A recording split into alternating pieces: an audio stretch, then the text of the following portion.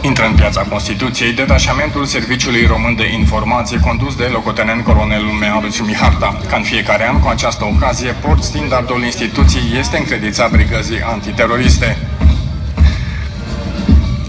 Primul bloc de defilare este constituit din luptători ale căror misiuni sunt executarea intervenției contrateroriste și antiteroriste la nivel național, având ca principal obiective securitatea zborurilor, securitatea diplomatică, protecția, intervenția pirotehnică. Al doilea bloc de defilare este format din cadre militare cu experiență și expertiză care asigură controlul de securitate pe toate cele 16 aeroporturi civile din țară, activitățile derulate de aceștia reprezentând un pilon principal al securității aviației civile naționale și internaționale.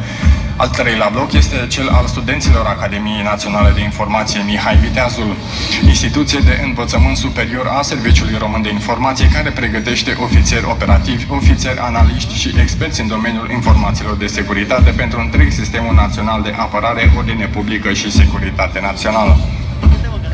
În premieră, în acest an defilează la Parada Militară Națională efective ale Administrației Naționale a Penitenciarilor, comanda dispozitivului de defilare pe jos și cu mijloace auto al Administrației Naționale a Penitenciarilor este asigurată de subcomisarul de penitenciare Dănuț Ilie.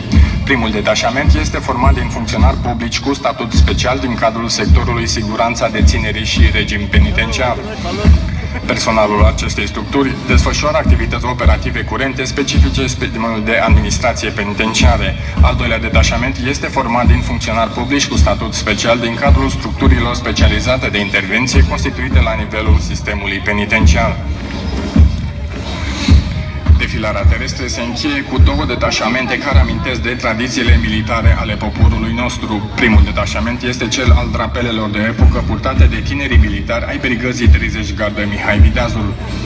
Flamurile drapelelor de epocă sunt încărcate de glorie, jertfă și istorie, iar în mătasea lor tricolor